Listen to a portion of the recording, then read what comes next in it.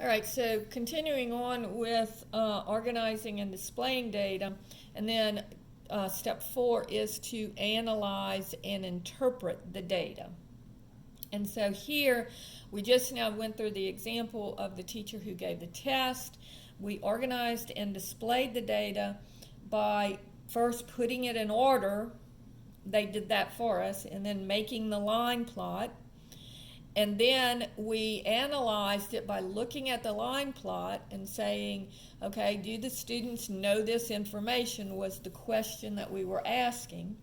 And after looking at the frequencies and seeing how poorly the children had done on the test, we came to the conclusion, so that's analyzing and interpreting the data.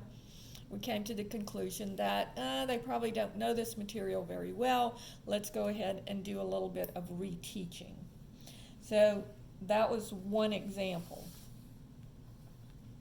Now, let's look at another example that we could use on different ways to analyze and display the data. So the next way is called, so we did the line plot, now we're going to do what's called a stem and leaf plot.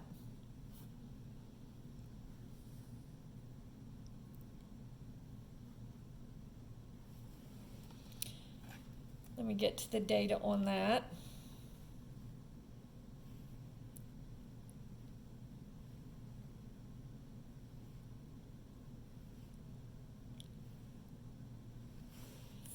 Okay, so here's the data. We're going to kind of go through how to do this, but here's all of the data. I'm not going to do all of them again. But what I'm going to do is I am going to make a stem and a leaf. So instead of having to write 22, 23, 14, 45, what I'm going to do is I am going to make a stem, which will be my tens digit, and my leaf, which will be my units digit. Okay, so when I see the data point 22, so let's see, the highest score on this particular test is in the 40s. And so I'm going to have, in case anybody makes under 10, I'll have a 0. I'll have a 1 for anybody between 10 and 19. I'll have a 2, anybody in the 20s. A 3, anybody in the 30s, and a 4 for anybody in the 40s. So remember, this is the tens digit, and this is going to be the ones digit.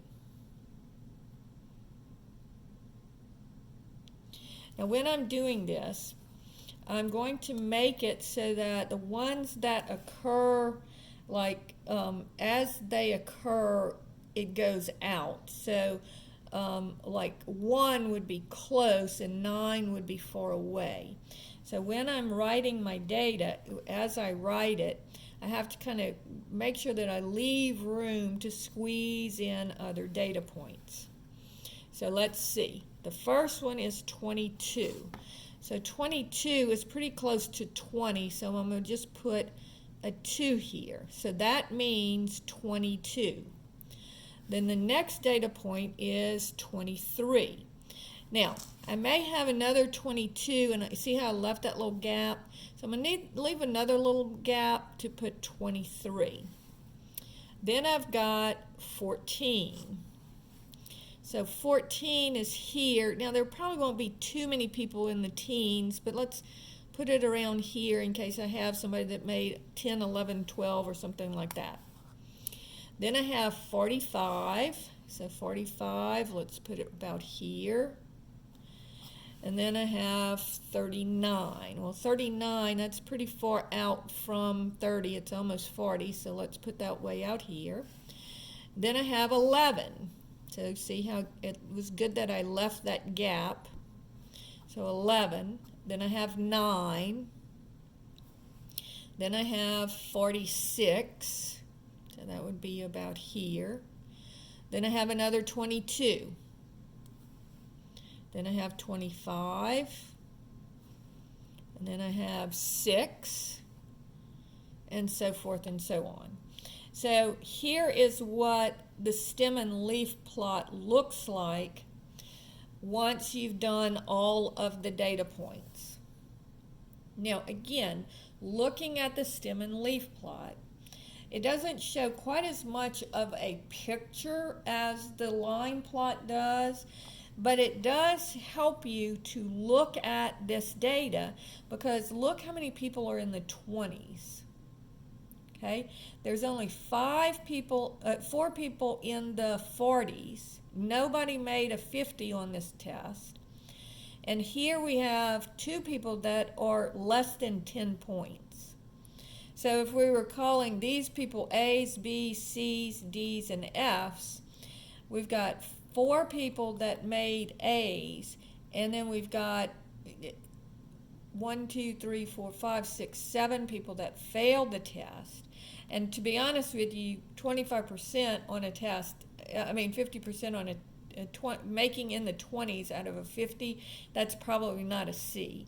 So probably most of these people, like from here on down, would probably be failing or making a D or lower. And so you can see by using the stem and leaf plot, we can also interpret the data.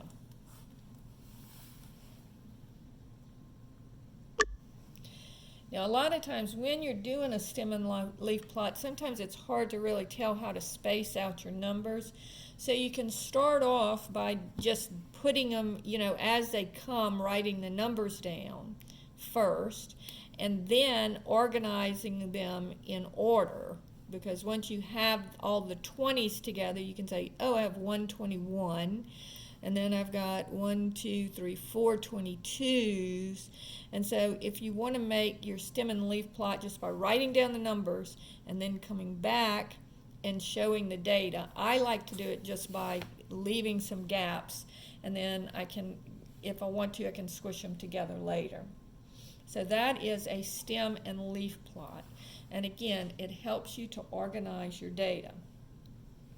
Now, let's look at what's called, and I'm not going to do this one for you because it's the same thing, a back-to-back stem and leaf plot.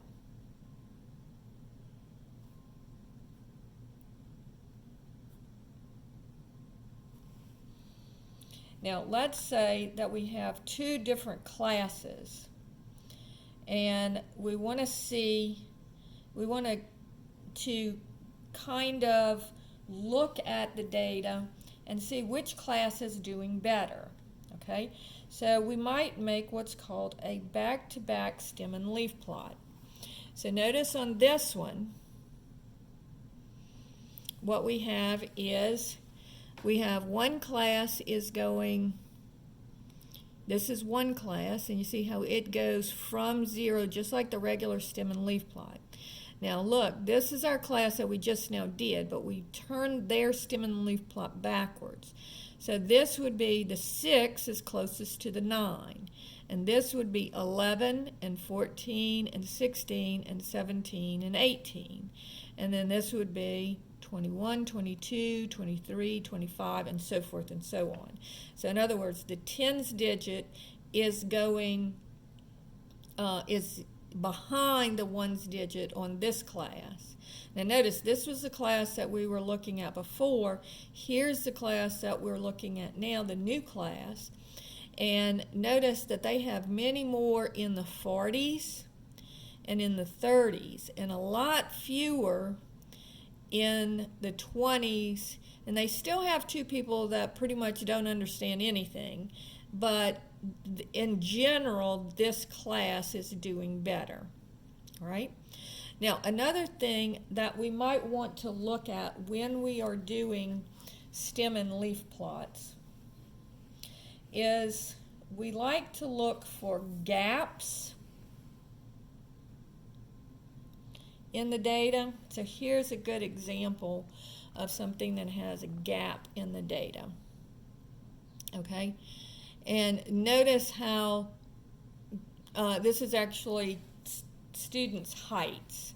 So notice that there are a lot of people, let's see, children's heights in centimeters, okay? So this student is 94 centimeters, this one is 105, 107, 100. And so notice on this one, the stem includes also the hundreds place. So you can do that too. And again, you would want your stem here, since we have the only thing that's really changing a lot is the ones place. We would use the tens and hundreds place as the stem, and then just the ones place as the leaves, right? But notice that there is a big gap in the data.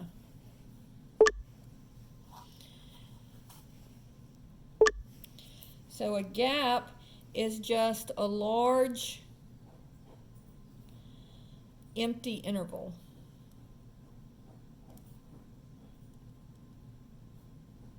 In the data.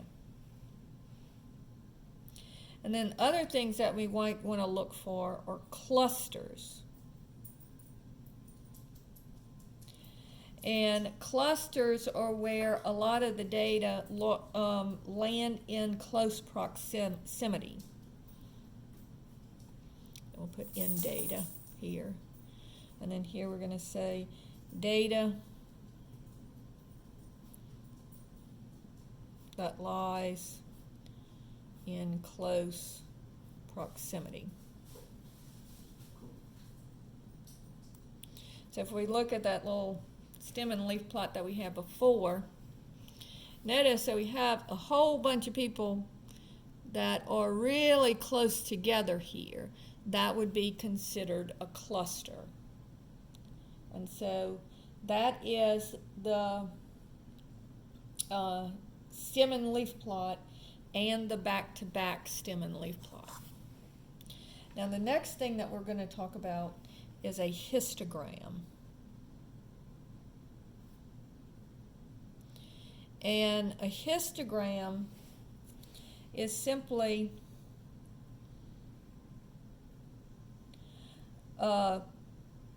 it's a bar chart or bar diagram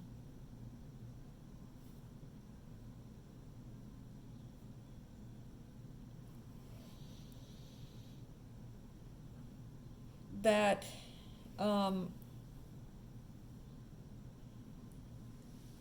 shows intervals of data. That's what I was looking for. Shows intervals of data. And the important thing to notice here too is that the bars are connected. So I'm going to show you an example of a histogram here. All right, and so here's the histogram. And notice this is the same class that we did before. So we have the people that made from 0 to 9. Then we have the people that made in the teens. Then we made people in the 20s, people in the 30s, people in the 40s. Okay? And so notice that down here is a range of numbers. So I don't have, like on the line plot, I had each individual score I was putting an X on. That's not true here. Here I'm using a bar to show how many people are in the teens. So notice this one gives us a little bit less information because we don't know the individual scores. So we know we have 2 people in the teens, but we don't know that one person made a 9 and one person made a 6.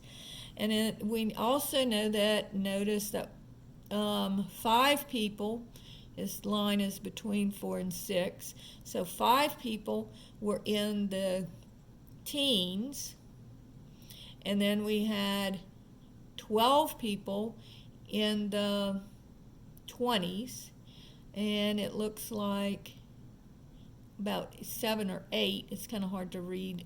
Let me blow it up a little bit more. It looks like probably 7 people in the 30s and then 4 people in the 40s. And so this is a histogram, and it's just a type of bar chart that shows us that the range of data. And this is nice because it actually gives us a picture of what the data looks like. We can see here very clearly, even clearer, much clearer than the stem and leaf plot, and even clearer than the line plot. You can kind of get a picture of the trend of the scores.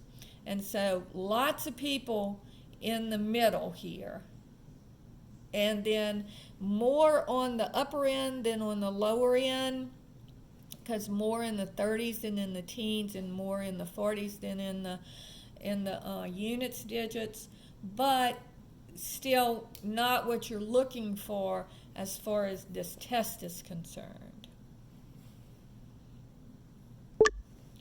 Now we're going to compare this to a bar graph.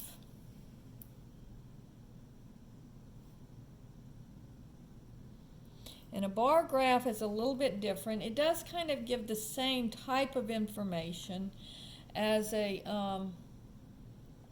histogram, but it is different. And so let's look at what a bar graph would look like. So here's a bar graph. And notice that this is for the year 2002, 2003, 2004, 2005, and so forth. And it's talking of billions of dollars in school expenditures. Okay, so here's a bar graph. Now, first of all, notice that in a bar graph, the bars are separated by a space, all right? And it gives an individual value here instead of giving a range of values, okay? So on the histogram, we had 0 to 9 and 10 to 19 and 20 to 29 and so forth and so on. Here, it's just talking about a single year here, a single year here, a single year here. So instead of giving a range of values, it gives single values. So those are the things that you want to recognize in a bar graph. They give single values, and the bars are separated.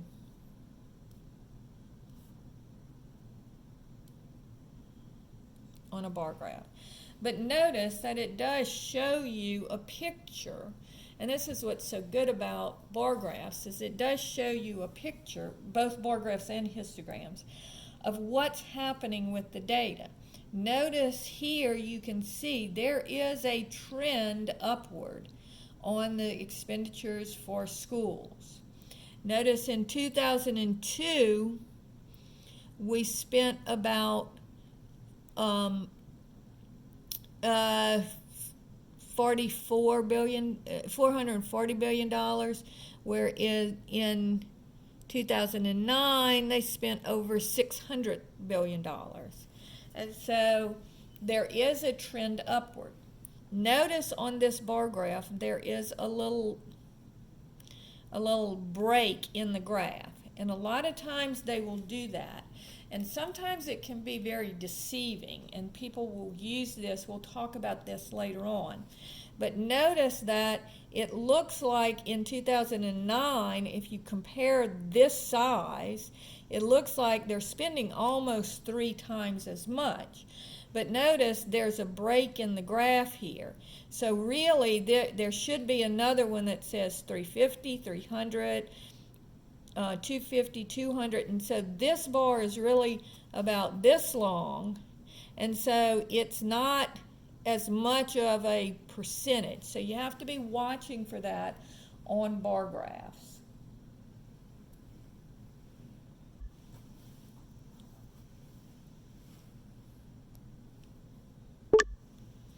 So now let's go over just the similarities and differences between histograms and bar graphs. Okay, so they're both graphs are bars or rectangles that illustrate the frequency or magnitude of some type of category. But the histogram, along the x-axis, it gives you the ranges of data points whereas on the bar graph, it gives you a specific single value. The other thing is the histograms are connected bars and the bar graphs are separate bars.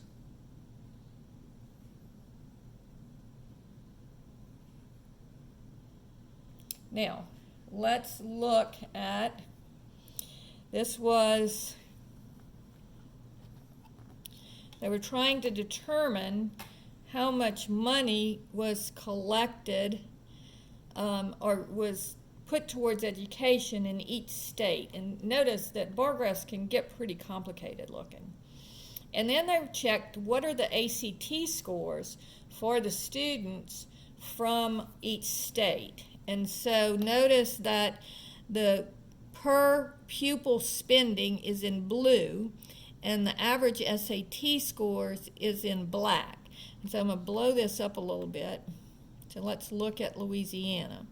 So notice this is the amount of money spent in the school per student, how much money was spent. And then this line is the tells you what the average score on the SAT was. And so notice that you can see kind of a trend, but again, you have to make sure that you're interpreting the data correctly, because like some states, you have to make sure you're comparing apples to apples. Like some states, not everybody takes the SAT. Some people take the ACT instead. In some states, only kids who are planning on going to college will take the SAT, and in other states, everybody who is in high school takes the SAT. And so you have to make sure that when you're looking at data, that the data points are actually giving you accurate information. Okay, now I'm going to go ahead, we're almost done, but I am going to have to stop the video again because we're almost at 23 minutes, so we'll continue on in a second.